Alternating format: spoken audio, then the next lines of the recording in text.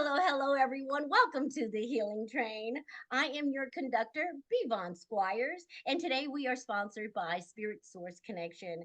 At Spirit Source Connection, we believe that we're multidimensional spiritual beings and that we enact our supernatural power through our intuition, our imagination, visualization, and creativity. But the reason we're here tonight is because it is the Healing Train where ordinary people come to talk about their extraordinary trauma healing journeys. And we know that nobody's journey is the same. There's always going to be ups and downs and twists and turns along the way. But I tell you what, today we have a passenger here. He's going to come and be authentic. He's going to tell his story in a relatable way so that you too can see that you can go from trauma to triumph, from struggle to success. So let me tell you about our passenger tonight. The passenger we have tonight has worked over 25 years in leadership, operations, finance, strategy, policy management, and board governance. Oh my God, doesn't that sound exciting? And then he holds a master's degree in public policy, a master's certificate in public health with a concentration in healthcare financing from the University of Chicago. Wait, that's not it. Wait a minute, there's more. He is also the Juris Doctorate at with a concentration in health law and international law from the American University School of Law. He recently completed his PhD in international organization psychology from the Chicago School of Professional Psychology. You guys, the person I have for you tonight, this passenger is a dynamo. So, with that, Dr. Duane Taylor, please come and introduce yourself to our community. Thank you so much, B.Von. You're just too kind.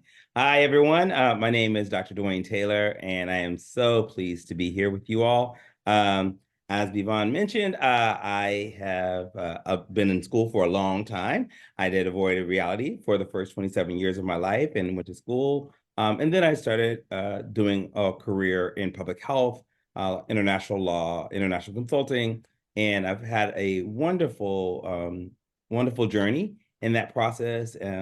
I am married happily for 28 years to my beloved Reggie, and we have 3 beautiful kids. Our kids are now adult people, and we have 4 grandchildren, which, again, I can't imagine how I'm this old yet because I'm still feeling very young. But just very happy to be here. Thank you so much, B.Von. Thank you so much for that lovely introduction. Thank you. Well, you guys, I'm going to show you exactly how we do it here on the Healing Train. As you know, I wrote a book and it's called The Energy Harvest, a spiritual model. There's Duane's book, a spiritual model for the enhancement of your life. Now, I wrote this book because it was my trauma journey. I had to first identify the trauma because it wasn't apparent to me up front. I had to identify the trauma and then I had to fix my mindset for moving forward. I had to learn how to forgive, right? And then once I was able to gain some traction and some momentum and I started healing, then I was able to see I was able to achieve some wonderful things in my life. And so then after the achieve phase, then now I currently sustain all of the wonderful momentum I've been able to achieve over the time. And I'm always learning new ways to help me focus on my healing and moving forward. So, with that and no further ado, we're going to turn right now to Dr. Duane and ask him to please help us understand how he was able to identify the trauma in his life. So, Dr. Duane, if you could take us back to where your trauma started and give us an idea of what that was like for you, we would certainly love to hear it. Thank you so very much, B.Von. So my trauma started when I was 9 years old. Um, we had a babysitter who was a family friend and another church member, a little older than I was by about 6 years. He was a teenager, 16 or so. And he sexually abused me. And I have a little brother, and he threatened to abuse my brother. And so I said, no, please take me. You can't touch my brother. My brother is 3 years younger than me, so he was only 6 at the time. And the abuse went from age 9 till around 13. And so I didn't talk about it. I hid it. I squashed it. And so, which a lot of people do when trauma happens, our need to feel like we're in control or our need to be sane is that we tend to squash it down and hide it really well. Of course, it comes out in terms of anger. My way to identify it, I wasn't able to do it until I was about 19, 20. I was at Hampton University and I was in the middle of an exam and I had an anxiety attack, and I've never had an anxiety attack in my life. And I didn't know where it was coming from. Well, Mm. shockingly, that weekend I had watched a movie called Tides Undone, I believe is the name of the movie. But there's a scene where there's a sexual predator that attacks a little boy, and it came flooding back to me, that memory. And so I went and sought out a mental health professional, and that was wonderful for me. It helped me heal, helped me really identify what happened, because I literally had voided it from my mind and my life, never to be seen again. And so that process helped me identify what was happening or what did happen. And also, it explained a lot of my behaviors post the trauma. One of my ways, if I ever saw anyone belittling anyone or bullying in any kind of way, I was a karate kid. So I did martial arts, mixed martial arts. I always also was a gymnast as a kid. But if I saw you billing, it was not going to be good.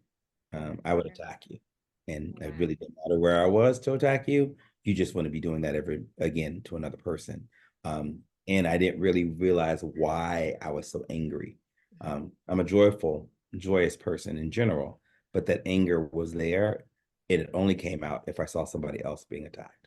Sure, sure. Wow. Thank you so much for sharing that with us. You're You welcome. know, your story, I'm sure, is not uncommon, Yeah. but what's uncommon about it is coming back to be able to say, this is what happened to me. I, like you, I stuffed it. I denied it. I denied my behavior. I was just a wild person, not really understanding why I was so wild. I was grounded the majority of my life in Hmm. my room with no interaction with anyone else. And so when I left home, running from home, should I say, to the Navy, I Hmm. didn't know how to behave myself because I wasn't socially acclimated. You Hmm. see what I'm saying? And so, Absolutely. and I didn't even realize that until later. The abuse that I had was psychological abuse and emotional neglect. Yeah. We all have our own form of abuse, right? For you, truly unfortunate that your parent thought they could trust you in the hands of another individual Absolutely. who, even at that teenage age, was a predator. Hmm. So we can only imagine where that came from in his life. We can only Absolutely. imagine because they say children who have been traumatized in that way go on to traumatize other children in that way, Absolutely. right? Absolutely. Yeah. And so, what I'm really loving to hear you say right now, you talked about the trauma, you talked about the trigger Hmm. that happened years later. Years later. That is so huge because a lot of times we don't even realize what has happened right away because we do stuff it, we do deny it, we do run as far away from it as we can. But Yeah. like you said, it's still there and it comes out in other ways. Ooh, and you, Mr. Karate Kid, were able to see that it came out in a way of advocacy for others. You know, you were going to make sure, just like you did your baby brother, Yeah. no, you're not going to bully him. You're not going to touch him. And you over there, you're not going to be doing this anymore. You made sure of that. Wow, so far this story is really amazing. I can't wait to hear the next part, you know? Yeah. And so we talked about all of the identify, right? Yeah. Now the feelings that you had. I know you were angry. I know you felt angry. Can you tell us some of the other feelings that you may have been experiencing at the time? Yeah, I think anger was a huge one, but self-loathing, the fact that I was in this situation, Oh, um, believing that I put myself in the situation as a Black gay man, I knew I was different. I didn't know what the word was, but I knew I was different since I was about six. okay. Um, and so thinking, and this is the shame portion, right? Thinking, I probably am this word gay, not understanding what the word meant, but Sure. did I do something to make him believe that I was okay with him abusing me, right? Mm, And a lot of abusers, they have a lot of psychology in them. They go for folks that are likely not to sign the alarm. So they look for kids that are mm, isolated, kids that may be effeminate, particularly pedophiles. They tend to look for, there's a lot of data around this as well, sure, research data. sure. But that feeling of self-loathing was a feeling I didn't know until that age. And that stayed with me for about 3 years, maybe four, until the abuse stopped. And then it was gone. Oh, Like wow. right? But it was a self-loathing. I think the other feeling that I had, I didn't have this sense of abandonment for my parents because they didn't know what was going on. But I did have a feeling for the abuser of pity Ooh, that he didn't get whatever help or didn't get a love or he didn't get whatever attention, however he was neglected, and obviously probably abused as well. I felt bad for him, even in the abuse, which was quite interesting. My only other feeling, I think, coming through it at the end, not during it, uh, I felt alone, a little bit of isolation because I couldn't tell anyone. Because he literally said if I mentioned to anyone, he was going after my brother.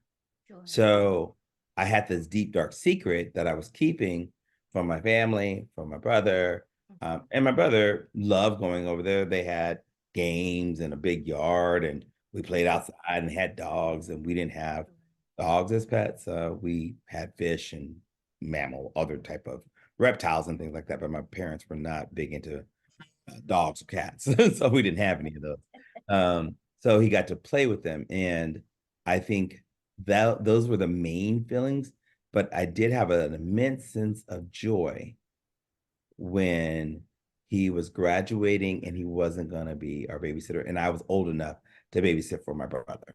Okay. I turned Wow. 13, and when I Sure. was 13, I didn't need a babysitter. I could babysit, and that was a Absolutely. huge, huge sense of joy and relief. Oh yeah, I can only imagine. Can only imagine what it felt like to have to keep that secret inside. You Yeah, know, how lonely that could have been, knowing that there's something that you wish you could tell, but you know you can't out of fear for yeah, what may happen to your little brother. yeah, You know, I heard you talk about the self-loathing. It's very common. I went through the self-loathing. For years. I self-loathed myself and yeah. re-traumatized myself as a result of the self-loathing. Mhm. And it's something that you just said, that you felt pity, like you were just like concerned for your abuser, right? I have never to this point heard anyone say that except me. Wow. So thank you for allowing me to identify with that piece, because I thought, you cuckoo, how could Right. you possibly, what is really wrong with you? How Right. could you possibly empathize with your abuser? How could you possibly care Yeah. why he was doing it or where he was broken? But I did, and you did. And so thank you for helping me see that I'm not as crazy as it seems, right? Right. And now Right. you know you're not either, because I Thank you didn't very much like for the you. validation. It works. Really appreciate that. Yeah. Okay, wow. I'm just so happy that we've healed to the point where we can have joy today, where we Yeah. can still look at this and knowing that there's someone out there who has been through what we've been through. And here we are to show them that you can laugh, that there is life after trauma. Absolutely. And, Absolutely. and so, if it's okay with you, we'll move on now to the next section. And in Yeah. the book, the next phase is called the set phase. Because see, there's a certain mentality that you have to acquire in order to move away from the Mhm. trauma Yeah. and the trauma responses, right? Mm. Those things we do as a result of trying to stuff the feelings and they start coming out in other ways, right? Right. Right. How do you move from all of that into a new headspace so that you can move forward in your healing process? What was that like? Being having Yes. to forgive and all of those things. Yeah, so thank you for the question. It's a great question. And then you do have to have a mindset shift. You have to figure out this isn't really living. This is existing. And you have to choose happiness and choose you, right? Because when you don't choose you, you're giving the abuser, the pedophile, the whoever that is the person of the trauma, you're giving them way too much power. So I was like, I can't give you that much power over my life for the rest of my life. That's just not going to happen. So that process, I think, really helped. It started well before that, but well before actually going to a therapist, because I would have these moments of remembering, right? But then I would stop myself from remembering, right? So I think the real healing happened in therapy, where um, my therapist asked me the question. So when you look at yourself in the mirror and you're by yourself, can you say you love all parts of who you are? Ooh, That was a hard one, right?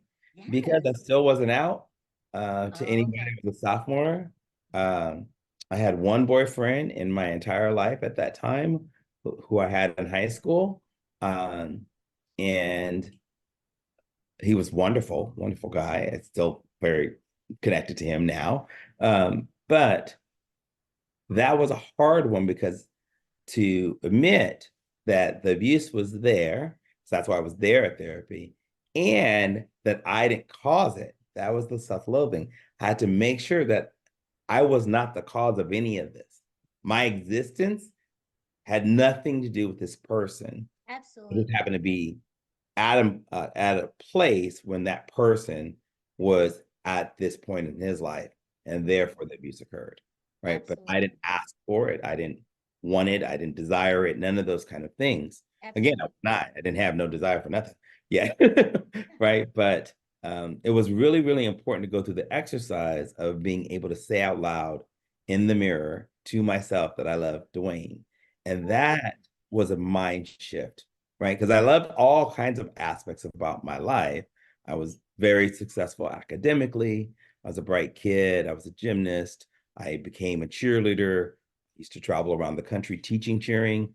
Um, when I got to Hampton, I walked on to the squad, because obviously I had thrown girls up in the air all the time on national television, right? So and I was just a kind-hearted person.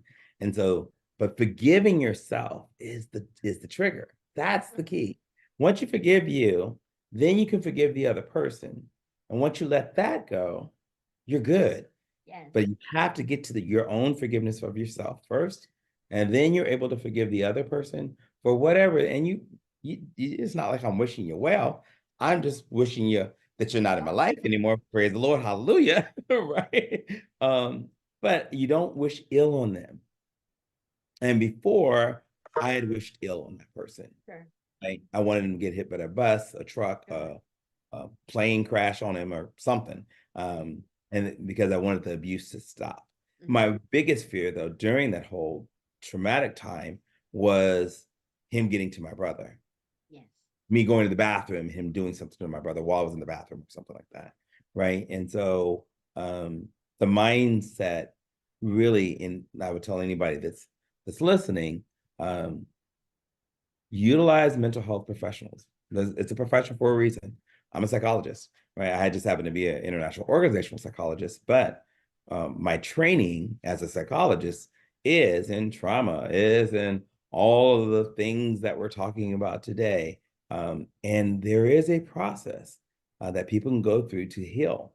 This book, this amazing book that you've written, this is gold. People in any mental health profession, if they're LCSWC, they need to be reading this book because it is the practice of getting through trauma. And most people on the planet have some form of trauma, whether or not they remember the trauma or there's just have passed it by, have squashed it down, but it doesn't go away. And unfortunately, this is the part when you choose you and choose to be happy, you will shift your mind. But we Wow. see people all the time that don't, and they Mhm. stay in the cycle of abuse, or they find another person to help that cycle continue. They go find another abuser, right? We've seen it time and time again, particularly women who have domestic violence. They move from that, they get in a safe house, then they go find another abuser, Yes. right? Part of Mhm. it is comfort, but the biggest part is they haven't dealt with the trauma. They haven't shifted their mindsets to say, that's never happening to me again, Oh, ever. mhm. And once you say never again, it really means that it's never. I think one of the things that makes it difficult is the denying that it happened, Yes. the stuffing of the feelings. You have to be ready to heal because the God of the universe, the loving, caring God that I know, is not going to bring that up for you until you are ready to heal it. You know, Yes. Absolutely. there's a saying that says when the student is ready, the teacher will appear. Yeah. I went through therapy for 8 years consecutively because that's exactly what I needed to help me. I Yeah. couldn't do it on my own. And I think that's another place where people get hung up because they think they can fix themselves. Yeah. I think our But they society, particularly for African Americans, I think a lot of other communities of color, but particularly African American community, mental health is considered, oh, you're crazy. No, you had trauma.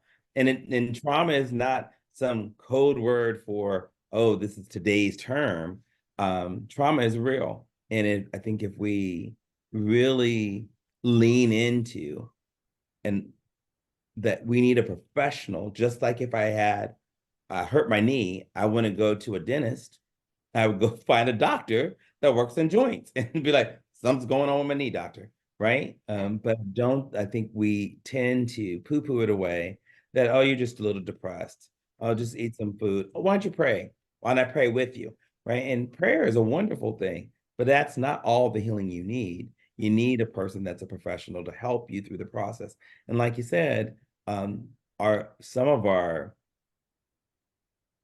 pride has to do that we lived through the trauma, Right. right? Mm-hmm. That's a prideful thing. And it's really hard to say, now I still need help because I've gone through it. Well, have you gone through it or did you squash it? Did you repress it? Because if you just repressed it, it's just repressed, honey. Yes. But just like anything else, it will always rise back up unless you heal. And Absolutely. shifting your mind is part of the healing process. And for everybody, it takes might take a day, it might take a year, it might take 8 years, it might take 10 years, it might take 20 years. I think healing is a wonderful, long, it's just like, I think this is my personal belief. I'm a lifelong learner. So I'm never not going to stop learning. Will I go get another degree? I hope not. I think I'm done. Done. I'm completely done with that. Right?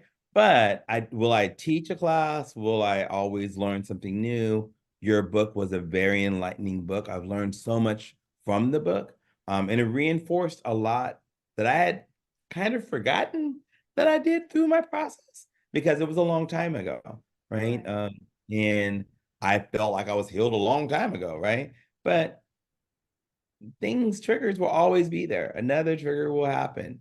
Um, Absolutely. right. So there's a wonderful organization called Save the Children, and I did international work with them when I was in law school. I did my upper level writing requirement to get out of law school. I did it on street children in Brazil, and it was specifically about child trafficking and the abuse that Mm, happens to children, and where what legal body in the world watches out for children. sure. And so there's really no legal body that does children only. So organizations like Save the Children, they're a watchdog group, right? They're in all countries all over the world, and they're looking for trafficking. They're changing the local laws about trafficking. There you What is go. the fine? It can't be $5 if I find a 5-year-old hemming some jeans that are Jordache jeans in Kuwait. What's a $5 fine? What is that? That means nothing. Right, The exactly. person will pay it and keep that 5-year-old stitching away, right? So it has to be a real incentive. And then there's all kinds of other tribunals now, the War Court being one of those tribunals that it eventually gets up to them. But having groups like Save the Children, that was a reminder for me. It was a trigger and a reminder, right? Sure. Um, because the abuse that I went through is minuscule to the abuse of all these other kids, that literally the abuser takes them from their home, sells them on another part of the country to a whole nother group that can do all kinds of different things to the kid Mm. well before 10 years old. Oh, Lord. Yeah. So I was just like, Ooh. you talk about being blessed, it's all around your mindset. If you see it as a blessing, and you survived it. What a blessing. So what is my part? Why did the Lord allow us to see through it?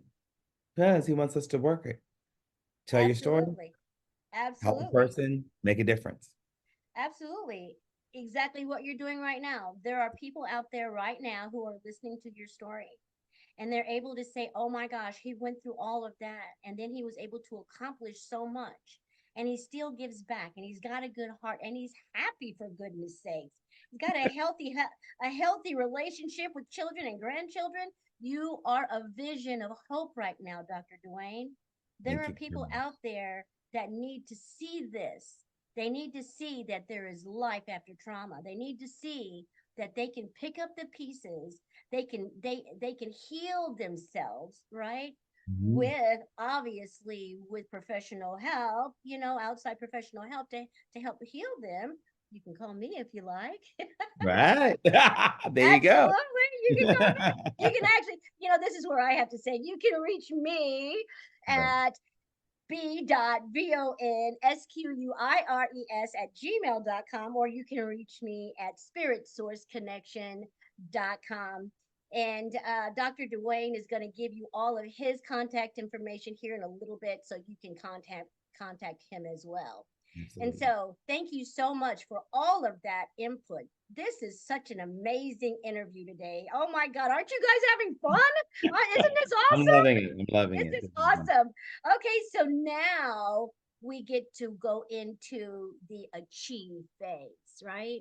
Sure. Now that we've looked at identifying the trauma, all the feelings that have come up as a result of it, all of the self loathing that caused us to stuff these feelings down inside, and then they came out in other ways in our lives, then we had to get to the place where we want to heal so that we can have that mindset shift, to start that self love process, to Yeah. start that self forgiveness process, so that we can forgive our abuser and those who abuse others as well.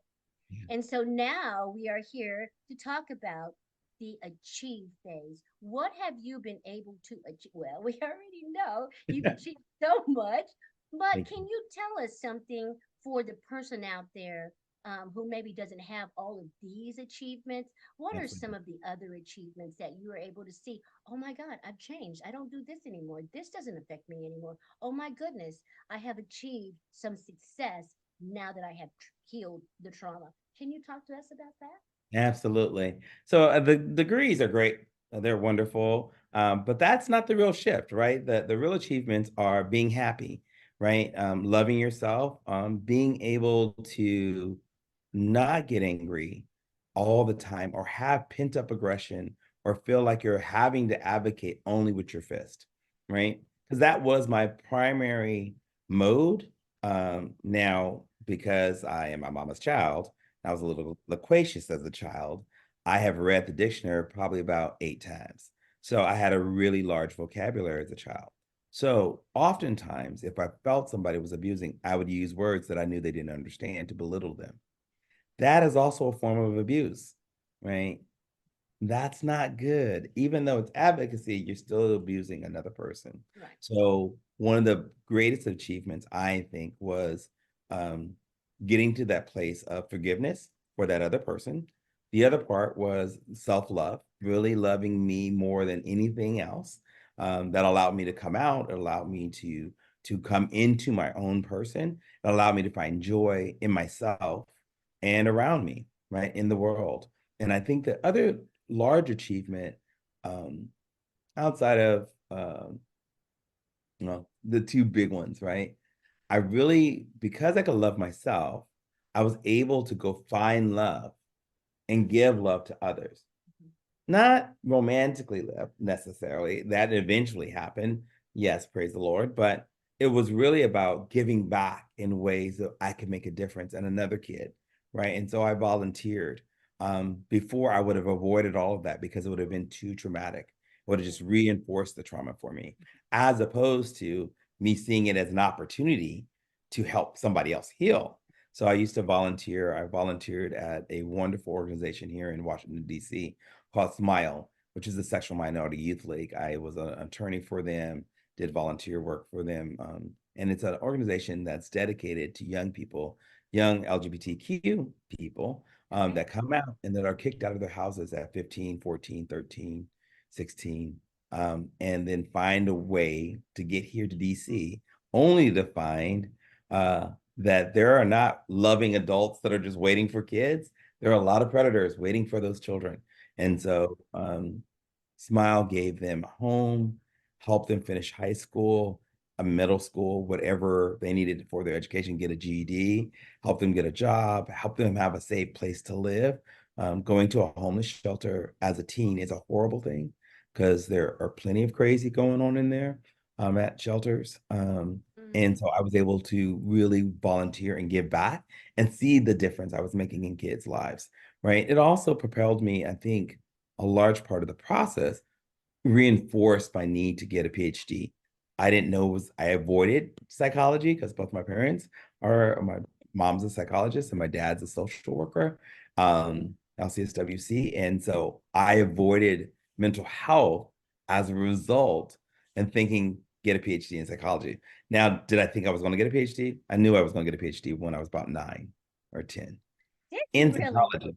Yeah, but I avoided psychology like the plague Mhm. because my parents were, right? I also avoided it because it was going to have forced me to have to look at Duane a little deeper and at a different Ooh. level. And that also scared the bejesus out of me.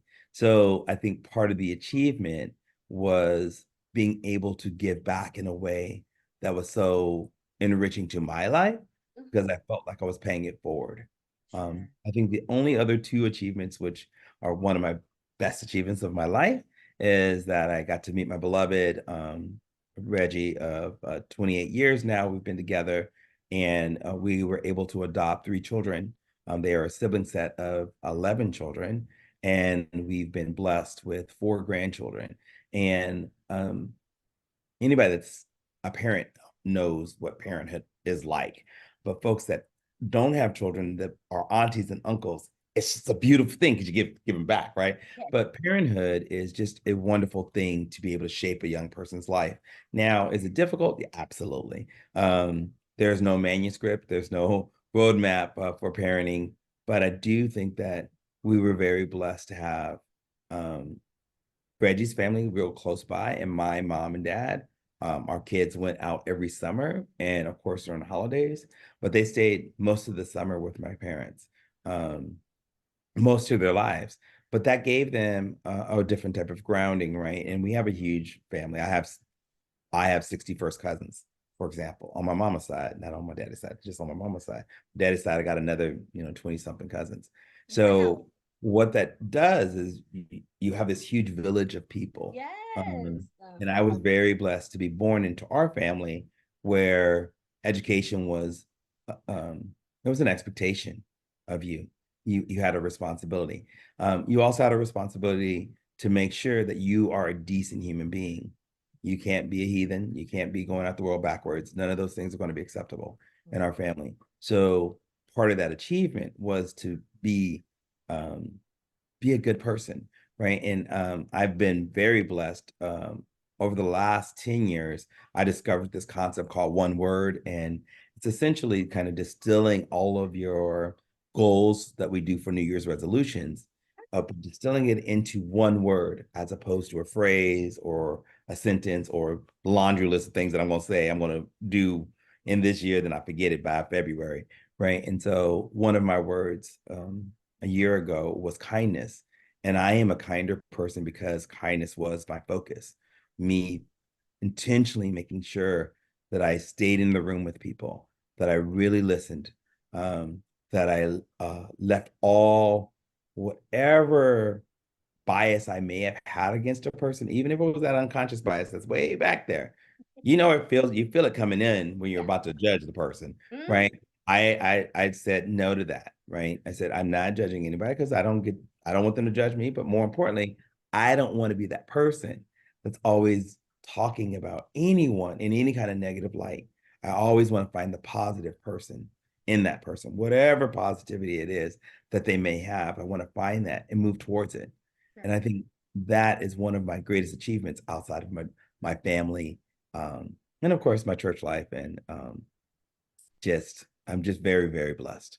Yes, indeed. You have achieved so much. And you, like, I can't say it enough. You're such a vision of hope. You know what I'm saying? Is because there is a couple out there. They can't have children. Yeah. And you have told them it's okay to go and adopt, even three at a time, Yes. if Even three at that's a what time. you want. It's okay to go and do that and to Yeah. be a loving parent and to shape and mold that child into a decent human being. It's okay. See, what you're doing is you're breaking the myths, right? Mhm.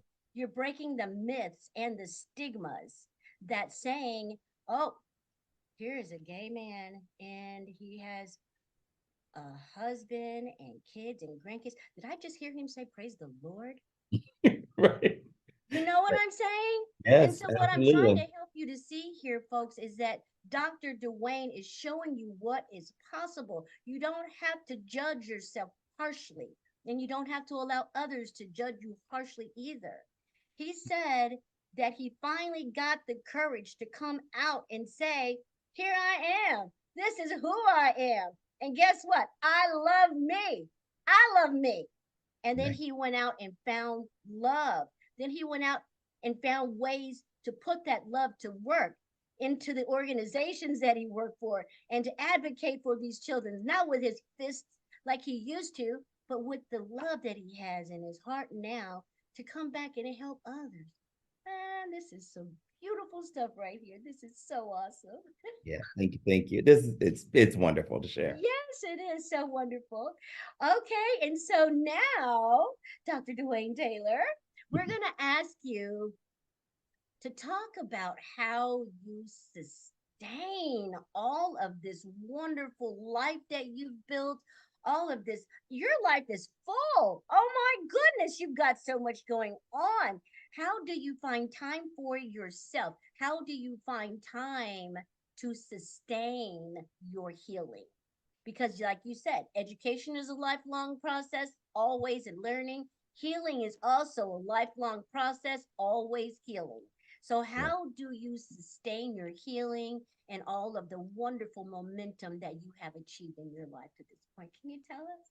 Thank you so very much for the question. So I believe there's one word that I used last year as my word, which was intentional, right? I think a lot of times people go through their life drifting without a roadmap. Well, it's kind of like a car. So if I get in the car and I don't press the gas, what will happen? Will I go anywhere? Or if I No. decide to press the gas really hard, but I don't steer, what will happen? I'm probably going to run into something or run into a ditch, right? So this is people going through their life. Take control, be intentional. Where are you going? Before you get in the car, where are you going? Where's your life headed? What's your purpose? And I think finding your purpose, and really more importantly, what the Lord has placed on your heart as your purpose, that will ground you and it will allow you to sustain through anything. Now, I do a lot of prayer and meditation every day. That's how I start my day. It's how I end my day. Uh-huh. And it's very intentional. I lived in Thailand for about 4 or 5 months, and um, Thailand is a Buddhist country. 98% of the population are Buddhist.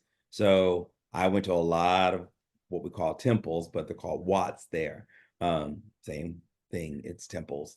Um, they didn't have a lot of Baptist churches to go to, but Right. that was okay for me, right? I don't need the church, physical building of a church to praise God. Praise God all the Amen. time, in the car, Yes. walking, everywhere. And so I was praising God inside the temples, right? Now, what I learned about their culture, which I really valued, was how deep their faith system is around meditation, being still. I think in the United States, we're not still. We don't like that. It No. feels like you got too much on your mind when you're still. Too much goes in there, That right? trauma. That trauma can come back if I'm too still, right? But the goal is, again, finding your purpose, grounding yourself in something bigger than you. Why did God place you with the gifts that you have? And all of us have all these gifts. That's what I really believe. I think God gives people that go through trauma, He gives us a little extra sprinkling of Oh yeah. blessing, right? Hmm. He's going to give you a little bit more wit than the next person, a little bit more humor, a little more resilience. It's going to put a little bit of pep in your step, make you a little smarter. But He's giving you all these extra tools because He wants to use you Yes. to help others, right? So that you got to tap into the purpose. I think by tapping into my purpose, which is to help people, and I know this very clearly. I've tried to do other stuff that like for profit and going to make a whole lot of money. And guys, like I already told you that's not what you're supposed to do, child. I told you you can make money that you and I'm gonna make sure you make money. But if you ain't helping my people, Hmm. that's not going to be the direction because that's not what I place on your heart. It's not what I have for your purpose of your life. So I'm also very clear that God wants me to be doing more internationally, helping more people in the world. Um, we all think that we're so unique by country. People are people everywhere. People need love. All of us do. Yes. All of us want to love, right? And be loved, but we also have a desire to have protection, to be have our own voice, to Yes. be independent, to Mm. be able to have some control of or semblance of control in our life. And we living here in America, we have all these freedoms that other places just don't have. That's so true. We can And have this conversation in other parts of the world, right? that's true. We are. Women, a lady could definitely not lead the conversation, and a gay man, I would be stoned in Oh long time. yeah. Oh yeah. So We would. none of this would happen, right? So I think this is part of it, right? God gives us all these gifts. The question is for people out there to sustain it. How are you going to use your gift? Because He's allowed you to get through the trauma. He's allowed you to learn some things. How are you sharing that? How are you making someone else's life better? Because by Absolutely. making theirs better, it'll make yours better. It all Ab- works. Absolutely. Oh my God, that was so excellent. I want to skip back. I Sure. meant to tell you what my one word is because I Please. decided what my one word is the other day. And my word is trust. Mm. I You, say, I trust you, Lord. I say, I trust, I trust, I trust. But the other day, I found myself with my shield up.